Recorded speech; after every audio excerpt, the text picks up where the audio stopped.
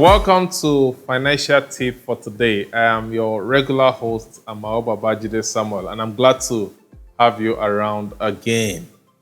In our last financial tip episode, we talked about the two sides of our financial life. Okay? And we mentioned the fact that there are two sides to our financial life: the income side and the expenditure side. Now, the income side deals with how and from where you generate the money that you spend. The expenses or the expenditure side reflect on the things you spend money on. Now, in most situations, we find ourselves spending more on liability.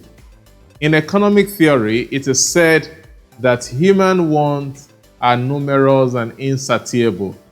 So your wants are numerous, okay? They are unlimited.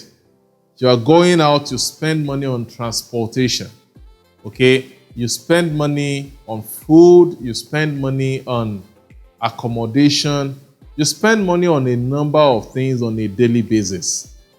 Now, for you to become financially liberated from debt, you must be able to guide your expenditure life on certain basic principles. And one of such is you making a decision around impulse buying. Okay? Many people just buy things because they feel it's going to be good for them. They don't ask themselves questions of whether they really need that thing at that particular point in time.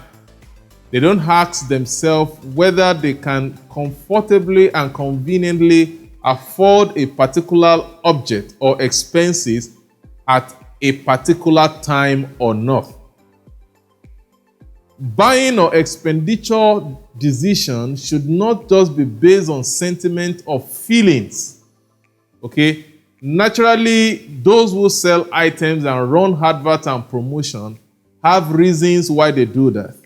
They want to speak to your emotional sense such that if you are not financially disciplined enough, you can, as a result of the excitement you feel about that product at that time, want to make a buying decision. 70% of what people buys is based on impulse decision, not on planned or budgeted expenditure decision as the case might be. So if you are going to be financially liberated, you must formulate your own principle about impulse purchase or impulse buying. You must create policies for yourself on what to buy, when to buy, how to buy, and where to buy it from. These are ways to avoid impulse buying. There are some volume of expenditure that you must tell yourself that if I'm buying anything above 2,000 or 5,000 naira, for instance, depending on your financial capacity, then I must make this so-so decision, follow this so-so process before I embark on such expenditure. Okay? You must give yourself a limit in terms of impulse decisions or impulse buying you can make. For you, it could be 500 naira, it could be 1,000 naira, it could be 5,000. It depends on your current net worth, as the case might be. But there are some volume of buying decisions that you must create certain policies on.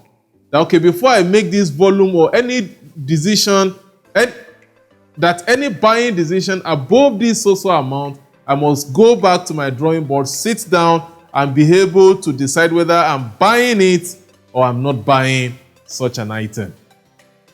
So, in helping to manage your expenditure, you must make a principle around impulse purchase. Number 2 is the fact that you must make a principle around debt. Okay? There are certain times in our life that you might have to borrow, but you must make policies on what you can only borrow money for. Okay? It does not make a wise decision when you borrow money to finance a liability. Okay? An expenditure that does not have capacity to generate income for you. Wisdom demands that you must give yourself conditions that could make you to borrow money. Maybe you want to invest in a business. Maybe you want to go to school and acquire more degrees, or you want to register for a professional course, or in case of contingencies like maybe there's a sickness that you need an urgent money to attend to. Okay, those are things you can make policies around as factors that could make you indulge in debt. But in situations where just because you see a new car and you like the car and you feel you want to borrow to acquire such a car, then it might not be a good decision to make.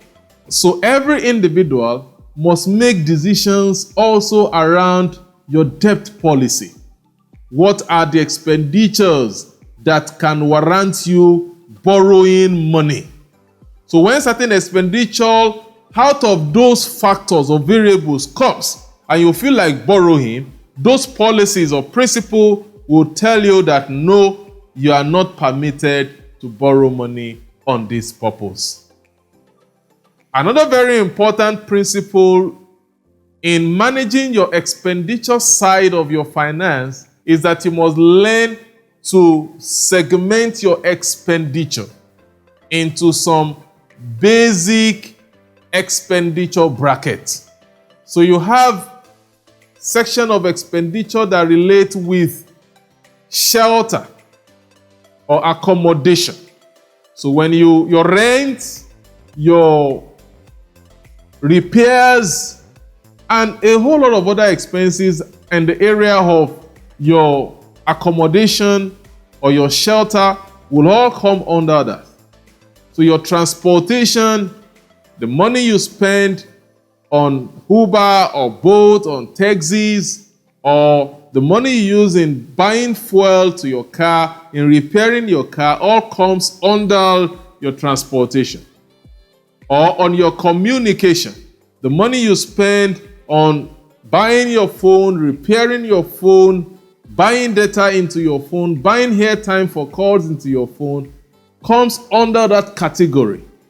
Okay? Doing this will help you to be able to have a clearer picture of how much you spend on each of these key expenditure segments of your life. So I would like to stop here. There could be much more things to discuss in terms of how to manage your expenses. But today I've decided to focus on you making policies on your impulse buying, on your debt policy, and your ability to fragment your expenditure into some specific umbrellas or brackets. All right. Thank you for being part of today's financial tip. I look forward to seeing you in our next episode, but please do not forget to subscribe to our YouTube channel, Amao Babajide Samuel. Follow us on Instagram at Babajide Amao, and please like our Facebook page, Leadership Discourse with Amao Babajide Samuel. Till we meet in the next episode, please enjoy the rest of your day.